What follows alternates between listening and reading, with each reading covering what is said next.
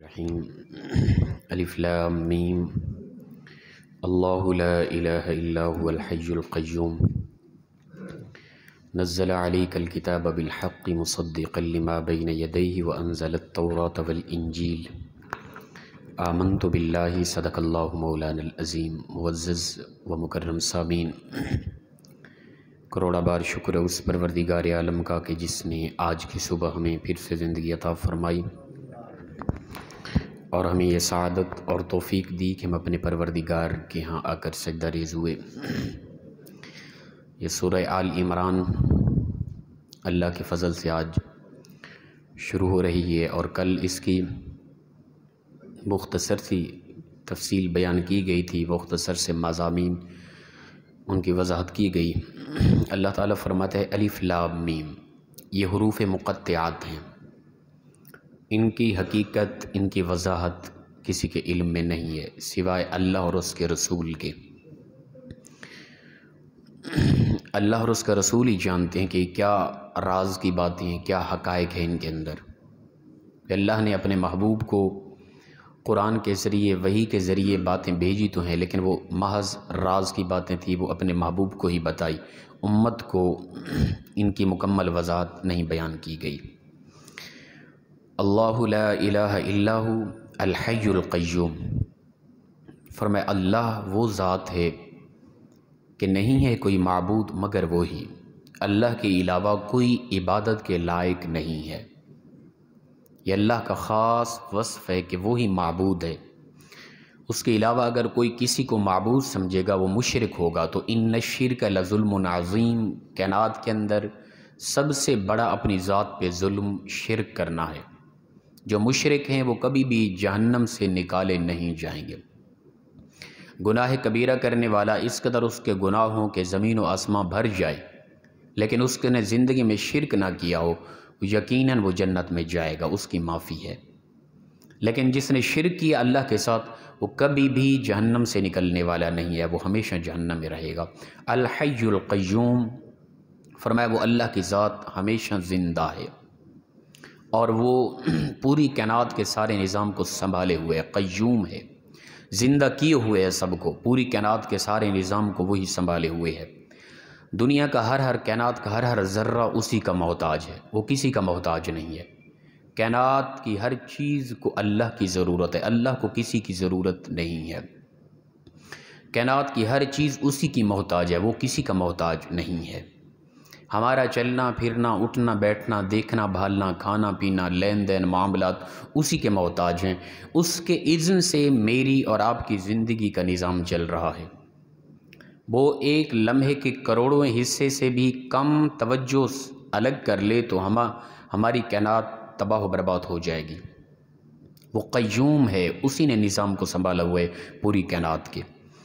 نزل علیک الکتاب بالحق، فرمایا کہ نازل کیا اس نے، اللہ نے، اے پیارے پیغمبر علیہ السلام، آپ پر کتاب کو، یعنی اس قرآن پاک کو اس نے آپ پر نازل کیا حق کے ساتھ۔ یہی حق ہے جو قرآن کے اندر موجود ہے، یہ حق ہے۔ یاد رکھیں قرآن اور رسول اللہ صلی اللہ علیہ وسلم کا فرمان، ان کے علاوہ کوئی بھی ہے وہ غلطی پہ ممکن ہے۔ یاد رکھیں 1% گنجائش ضرور رکھیں، میں اور آپ اپنی ذات کے لیے، اپنے بڑوں کے لیے، اپنے اسلاف کے لیے غلطی کی گنجائش 1% کم از کم۔ اللہ اور اس کے رسول کے احکام و فرامین کے علاوہ کسی کو 100% ہم کہیں کہ وہ صحیح ہے، اس میں غلطی کی گنجائش نہیں، یہ سب سے بڑی ہماری غلطی ہے۔ اور یہی وجہ ہے کہ آج ہم نے محض اپنے آپ کو ٹھیک سمجھا 100%، دوسروں کو 100% غلط سمجھا، جس کی وجہ آج امت کے اندر بگاڑ ہے مکمل طور پہ۔ تھوڑی سی میں گنجائش رکھوں نا، یار ممکنہ صورت ہے کہ میری تحقیق ہے لیکن میری تحقیق غلط ہو، میرا ایک مقتدی ہے اس کی تحقیق زیادہ ہو، ممکنہ صورت ہے میں گنجائش رکھوں تھوڑی سی، نہ کہ 100% اپنے آپ کو ٹھیک، دوسرے کو 100% غلط سمجھوں۔ سب سے بڑی غلطی یہی ہے۔ تو فرمایا بالحق، اس کتاب کو اللہ نے حق کے ساتھ نازل کیا، یہی سچ ہے بس۔ قرآن اور رسول اللہ صلی اللہ علیہ وسلم کا فرمان یہی سچ ہے۔ اس کے بعد ممکنہ صورت ہے کہ کوئی بھی بڑی سے بڑی شخصیت اس سے غلطی ممکن ہے، اس سے خطا ممکن ہے، 1% گنجائش اس کی تحقیق میں خطا کی رکھنا یہ لازم بنتا ہے۔ مصدقا لما بین یدی، فرمایا یہ ایسی کتاب ہے جو تصدیق کرنے والی ہے ان کتابوں کی جو اللہ نے آپ سے پہلے نازل کی ہے، تورات، انجیل، زبور اور بقیہ صحائف جتنا بھی انبیاء پہ نازل ہوئے ان کی یہ کتاب تصدیق کرنے والی ہے۔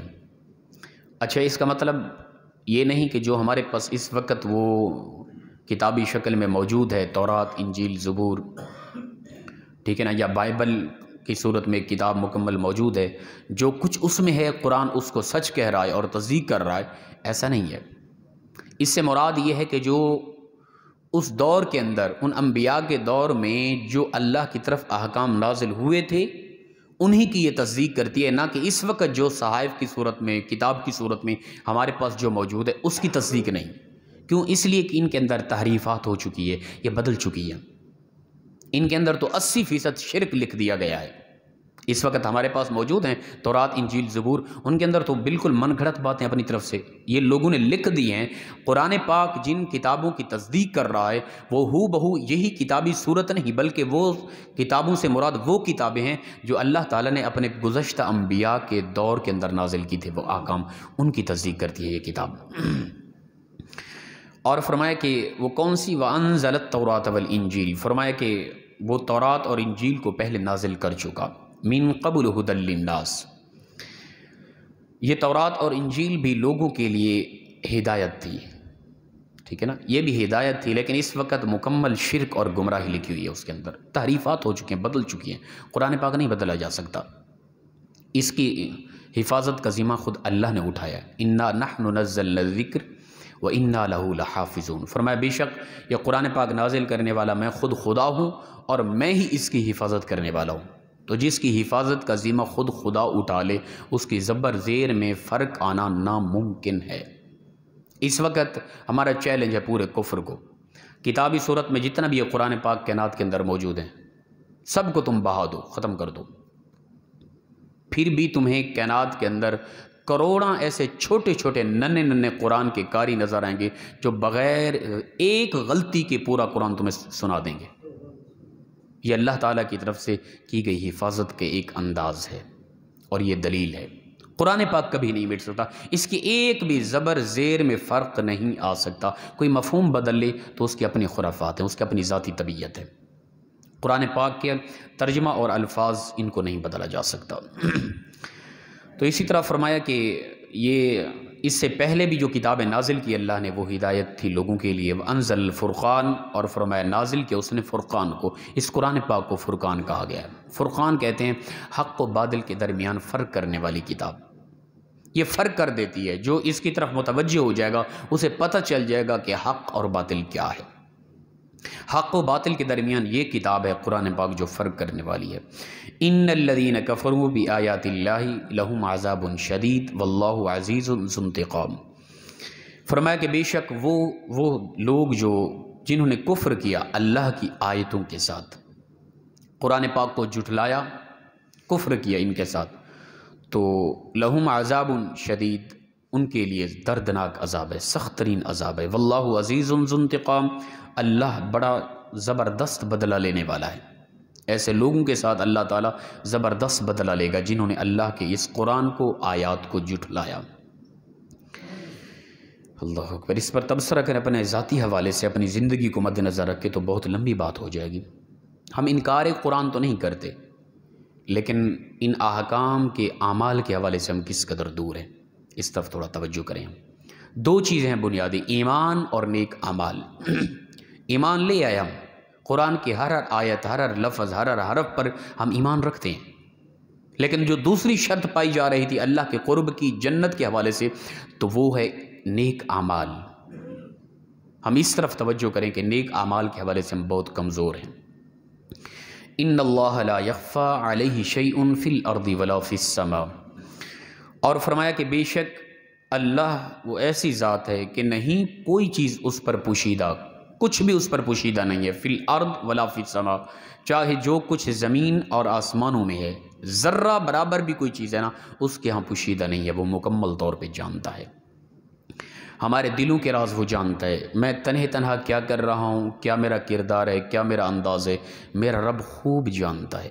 وہ میرے تخیلات میں پیدا ہونے والی بات کو مجھ سے پہلے جانتا ہے۔ وہ ہم مت بھولیں کہ ہم کوئی تنہا چھپ کے کوئی خطا کر رہے ہیں یا کرپشن کر رہے ہیں، سود کھا رہے ہیں، کوئی غلطی کر رہے ہیں، ہمیں کوئی نہیں دیکھ رہا۔ نہ میرے بھائی، جو عظیم بڑی عدالت لگنی ہے، جہاں پہ کوئی سفارش نہیں چلنی کسی کی، وہاں پہ تیرے یہ سارے اعمال خفیہ پوشیدہ یہ سارے کھول دیے جائیں گے۔ تو انسان کو ڈرنا خاص طور پہ اس وقت چاہیے جب انسان تنہا ہے۔ کیوں؟ اس لیے کہ دنیا کا کوئی بھی مخلوق دنیا کی نہیں دیکھ رہی، لیکن وہ خالق اس وقت دیکھ رہا ہے۔ ہم اپنے ایمان کا اندازہ اس سے لگا لیں، خدا کی ذات پر کس قدر ہمارا ایمان پختہ ہے۔ ہم دنیا کے ڈر سے گناہ کو چھوڑ دیتے ہیں۔